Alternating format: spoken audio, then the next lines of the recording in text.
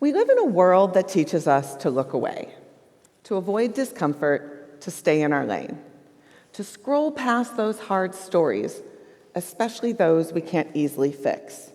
Today, I'm asking you to do the opposite, to lean in, to be curious, because there's a group of young people in our community that are all too easy to miss until it's too late. They're youth aging out of foster care, and their stories deserve to be heard. There's this extraordinary young man who I'll call Michael. He entered foster care at the age of 12. By 19, he had been in 17 different placements: group homes, detention centers, shelters, the occasional foster home. That's a new placement every 5 months, and all came with the same warnings. Don't attach, don't get comfortable. So he just learned how to survive. At many of the group homes, both staff and youth would steal from him. His clothing, shoes, electronics, the few items he worked so hard for. His whole life fit into 2 bags, and every day was a fight to hold on to what little he had. He lived in survival mode, always on edge, never able to rest. At one group home, his food was restricted. He went to bed hungry more nights than he could count. The message from the adults around him was clear: something is wrong with you. Nothing was wrong with Michael. He was a child, a hurting child, doing his best in a system that offered very little comfort or control. At 18, he lashed out in crisis. The group home called the police. They came, he was arrested, taken to the nearest county jail. No conversation, no de-escalation, no access to much-needed mental health resources. And there he stayed for months. No lawyer, no one showing up. Eventually, at 19, he was released. He walked out of jail with a criminal record, no ID, no diploma, no money, nowhere to go. In a community nearly 5 hours from where he grew up, all he had were the clothes on his back and directions to the nearest homeless shelter. The system that raised him had officially abandoned him. Michael is not an anomaly. His story isn't a rare tragedy. It's an all too painful reality, echoed by data and lived by countless others. A 2023 Annie E. Casey Foundation study found that 58% of youth in Georgia will not receive their GED or high school diploma by age 21. 1 in 5 will be incarcerated by age 17, and 1 in 4 will be homeless by age 21. We tell them they're not doing enough. Those numbers tell a different story. We aren't doing enough. We remove children from their families saying we're protecting them. Instead of therapy, they're given criminal records. Instead of education, they're passed from placement to placement, losing school credits, losing momentum, losing hope. And instead of connection, they're left to navigate life alone. Now, I want to be really clear. This is a systemic failure, and it's our failure. But it's not because of lack of care. I have met some of the most committed and passionate individuals working in the child welfare system. However, in many communities, case managers have caseloads of more than 30 children. In our community, it's far worse. Right now, in Chatham County, we have less than 5 case managers to serve 300 children. So when mental health resources have waiting lists that span for months, how could they possibly stabilize youth in pain? When we have fewer than 10 foster homes in Chatham County willing to accept teens, where do they take them? And when we spend more money on incarcerating young people than raising them, how do we expect different outcomes? Ignoring this problem doesn't just affect the young people. It affects you. 20% of the U.S. prison population spent time in foster care. 70% of those who age out will go on to be incarcerated by age 26. 1 in 4 will experience PTSD at twice the rate of a U.S. war veteran.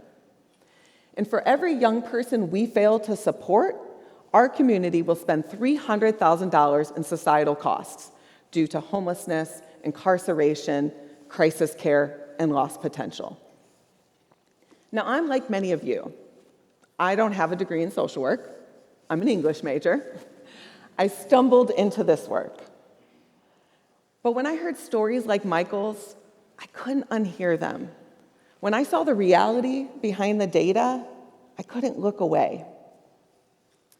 Another young person, who I'll call Jerika, she spent her teen years bouncing between group homes, detention centers, and psychiatric facilities. At one such facility, she was kept in isolation for days, denied access to showers and basic hygiene items.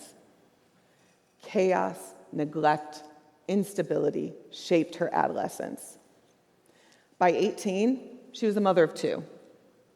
Technically still in foster care, functionally homeless, drifting between motels, leaving her children to be raised by relatives while she struggled to survive.